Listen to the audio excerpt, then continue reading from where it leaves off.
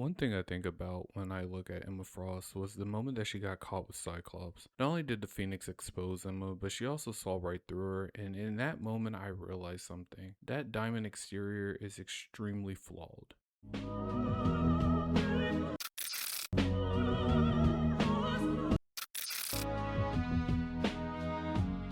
Emma Frost, the White Queen, has been one of the most compelling figures, and if not the most complex figure in X-Men history since her debut in Uncanny X-Men 129 back in 1980. And for decades, she has been written as a woman who has everything under control. But here's what the comics actually show us if you're paying attention. Emma Frost is flawed. She always has been such. She is a woman absolutely possessed by grief that she won't name, by self-image she constructed out of desperation, and by a need for power that never is really about power at all.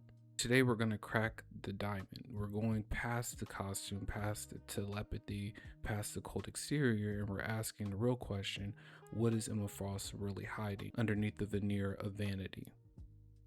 To understand this, we have to start at the beginning, not the Hellfire Club, not the X-Men, but the actual beginning, because Emma Frost's origin is everything.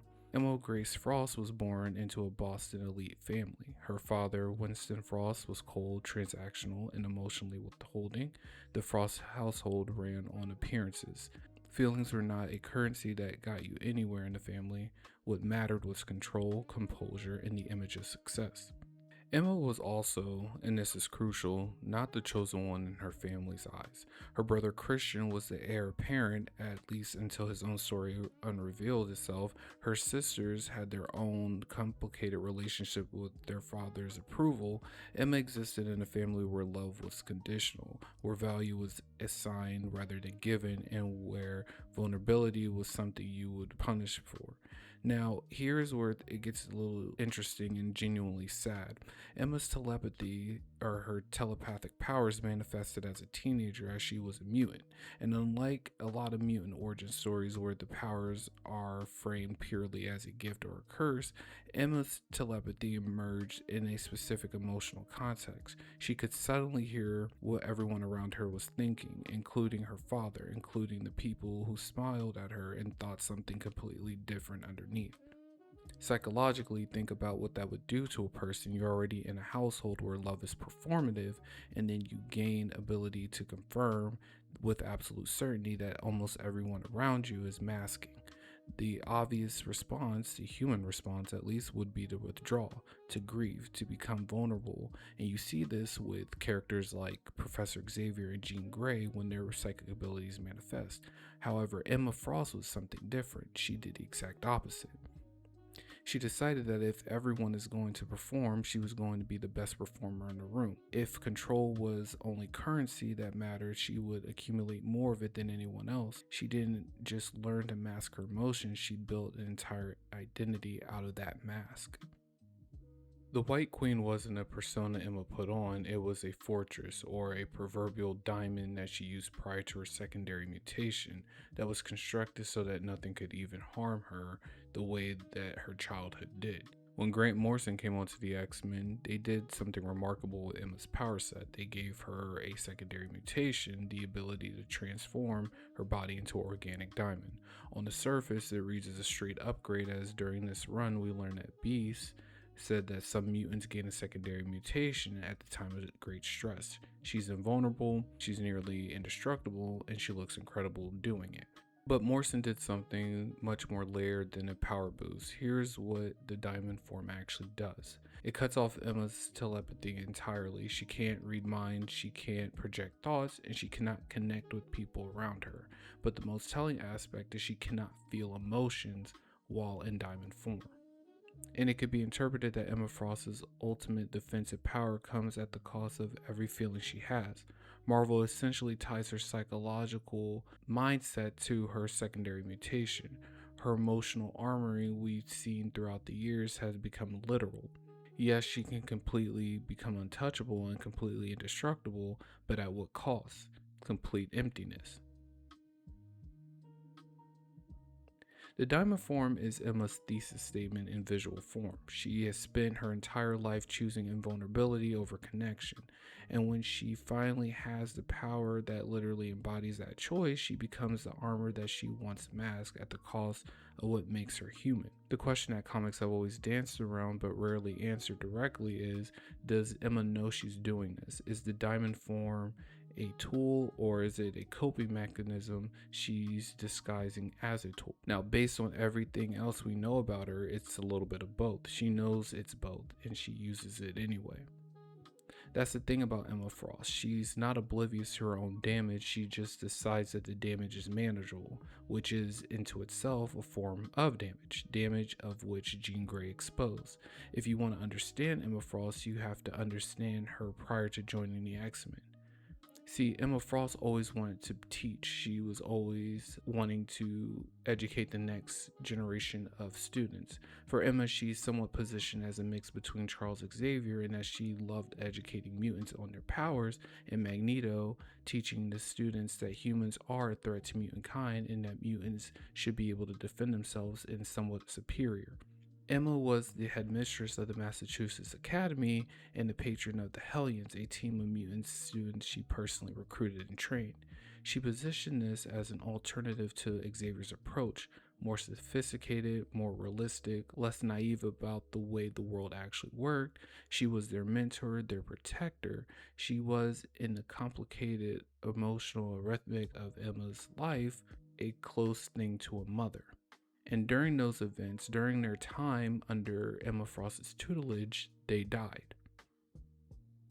During the events connected to Uncanny X-Men issue 281 and 282, Emma's students, her Hellions, were slaughtered by Trevor Fitzroy and the Sentinels while Emma was left in a coma. And when she wakes up to a world where every single student she had taken under her responsibility was dead. Now, here's where the comics do something fascinating and honestly a little frustrating, because Emma's grief over the Hellions is one of the most important emotional through lines in her entire character arc, and is canonically underwritten. It surfaces and it reminds her. You can feel the weight in almost every scene where she's talking about teaching and mentoring and protecting young mutants, but she never fully reckons with it on page. And when she does become a teacher at Xavier School, she was carrying all that unprocessed grief with her. Every student she protected was also a student she was trying to retroactively save. Even active mentorship, when it came out of the act of penance, she is at her core a woman trying to make right a loss that she'd never spoken out loud about. It's not necessarily strength, this is a haunting reflection that was once her past, something characters like Jean Grey and Kitty Pryde would often remind her about in the past prior to Krakoa. Emma Frost's ethics are generally meaningfully broken, and in the comics it has often been romanticized rather than interrogated. Specifically, when Emma entered Scott Summers' life, she did so by initiating a psychic affair with him, entering his mind, constructing an intimate mental relationship, while he was in a committed relationship and married to Jean Grey. The comics frame this as complicated, passionate, morally gray, no pun intended, and romantic even. But strip away the framing and describe what actually happened. A telepath used her abilities to access another's mind to conduct a relationship that person's partner didn't know about and couldn't consent to. And that's not a gray area, that is a violation, and a significant one at that. And the fact that Scott participated doesn't absolve Emma of the specific nature of her power in that situation. She has the ability to shape psychic reality. She has the ability to amplify feelings, blur boundaries, create connections where it might not otherwise existed. The power differential in any psychic relationship Emma has is enormous, and the comics have historically glossed over this. And this isn't the only example. In her Hellfire Club years, Emma was ruthless in ways that were often cartoonish but occasionally dark. She mind controlled people, she used her abilities to manipulate outcomes for personal gain, she operated in a world of exploitation and contributed to it enthusiastically.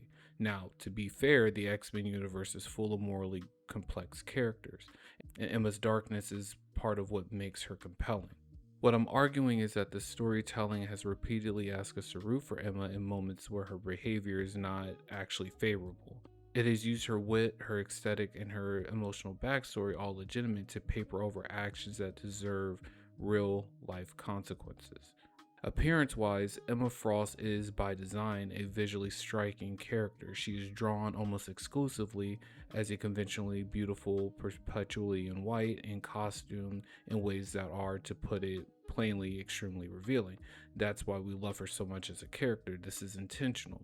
It is part of her character concept. She's weaponizing her body and appearance to accommodate the male gaze while simultaneously using it as a form of power, distraction, and armor into itself. But with that acknowledgement, there are obvious drawbacks. When a character is written by a wide variety of creative teams over 40 years plus, the intent behind the character's choices matters less than the pattern of how it's used. And the pattern with Emma is that her physical presentation has frequently been prioritized over her psychological complexity.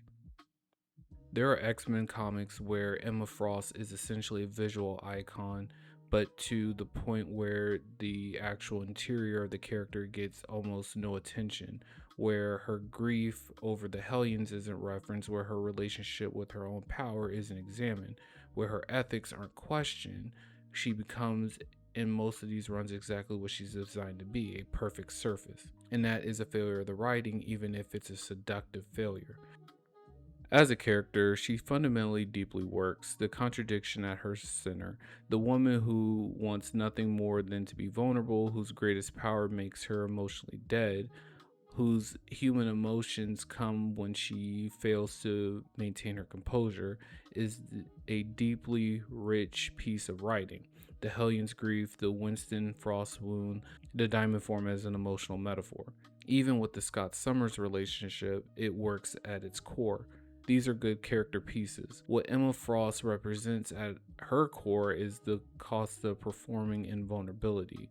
The specific, exhausting, ultimately self-defeating project of convincing the world and yourself that you feel nothing, that nothing can touch you.